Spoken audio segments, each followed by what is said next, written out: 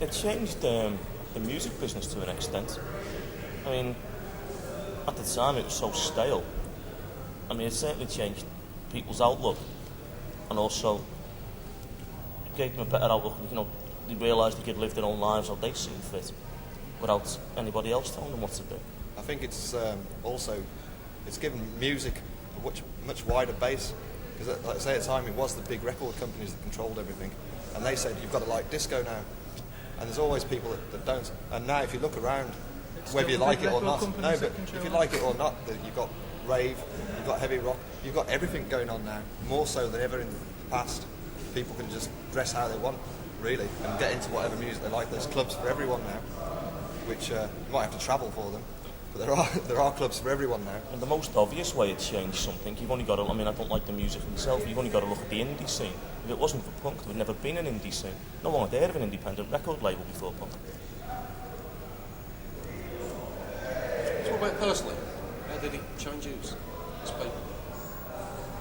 Gave me a lot more confidence. Confidence to like wear the clothes and have all people looking at you and stuff. And like, it just made you feel really good at first, but it made me want to get up on a stage and tell people how I felt and things I've never done before, because I'm like a really shy person, really. So it's helped me become the person I am today. I think it helps everyone, like, because we're out there, like, there's loads of people who are non-conformist anyway, so it gave them something to latch onto. In a way, it sort of made you a bit conformist because you started wearing a uniform, like, but it was never fully accepted anyway, so you're still, like, one mad fucker. Which is what we've tried to get away from that today, because a lot of the bands that are on today, the older bands, that used to look great 20 years ago, now they're all coming on in either baggy jeans or tracksuits, and that's not what you want to see when you go and see a live band.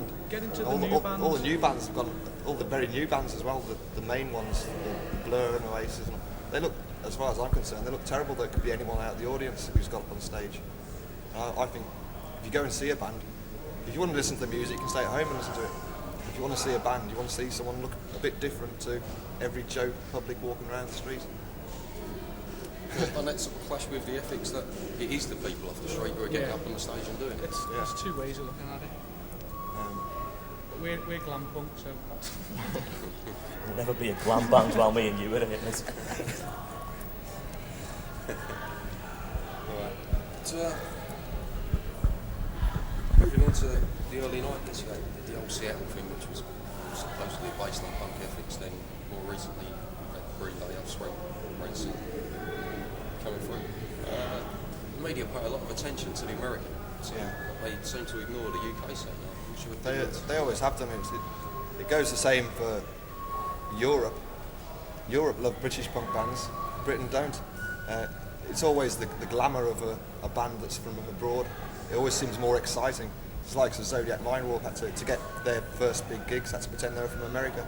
I think what it could be as well is like if you watch the American bands, especially from then the 90s, like American bands are more polished, you know, they really try and practice and that with the music, and like the punk scene at the time, you know, let's face it, like it was bloody awful. Like there was just bands who just couldn't play and they were getting recognition and everything. That's what we're trying to like get proper songs back onto the scene again instead of just going, do you know what I mean? So what would you say the best thing was that came out of punk?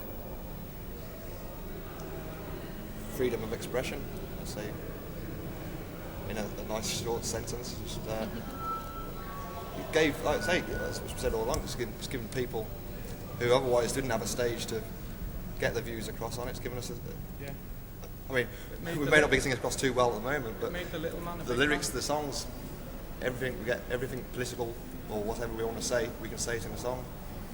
Some great music came out of it too. I mean, that's what more can you say? It was some great records. No matter how old those records get, they still sound brilliant.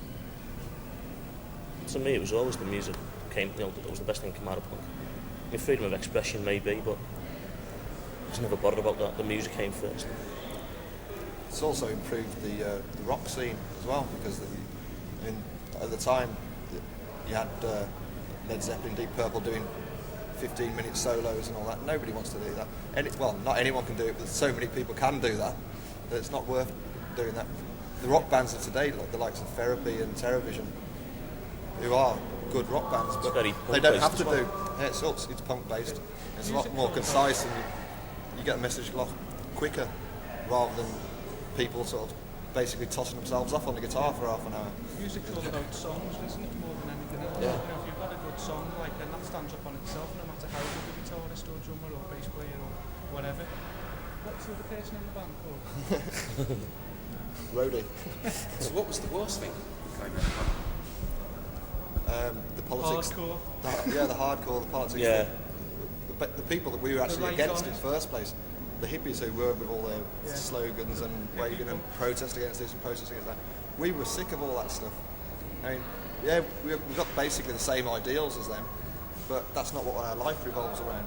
Why We don't want to go around. We all know that, you know, we want to save the rainforest and all that, but we don't. That's not what we're about. We don't want to just go around telling people like that. You can live today. You don't have to live for a next generation. There's a life to live now. To the converted. That we never go out and play like scally venues in Liverpool, like what we've done. Do you know what I mean? And we've been like add loads of shit and everything, but we've got to go out and get the punk rock message across. Like they're too scared to do that. Which is why we like lyrics that you can hear. 'Cause if you can't hear a song, what's the point of rapping a song? And the worst thing was also as well the straight edge movement as well come out of it. It's like fucking fascism with shorts and skateboards. It's ridiculous. That sounds great. So, is there a future for punk rock in the 21st century, or will it end up like the Teddy Boy thing, where it ends up as I don't think a lot of people. People get into the new A lot of people think that this, like I say, is the nostalgia thing. It's not.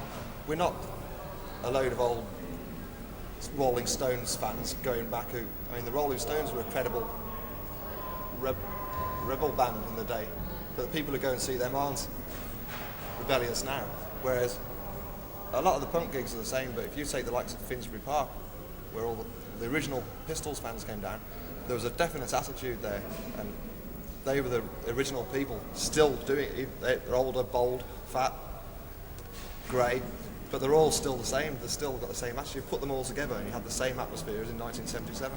It'll always have a future, as So even it's if like still one gonna go. person wants to listen to a punk band, and to me that it's got a future. It's valid because people still want to listen to it.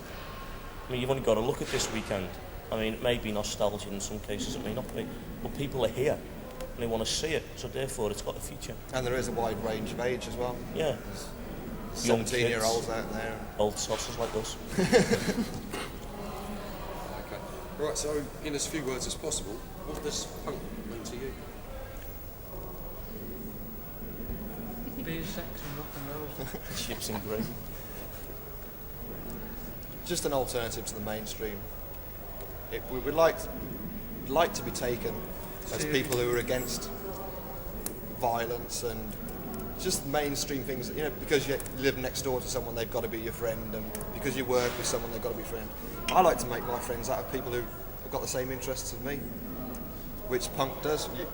You meet punks from all over the world, and you can get on with them.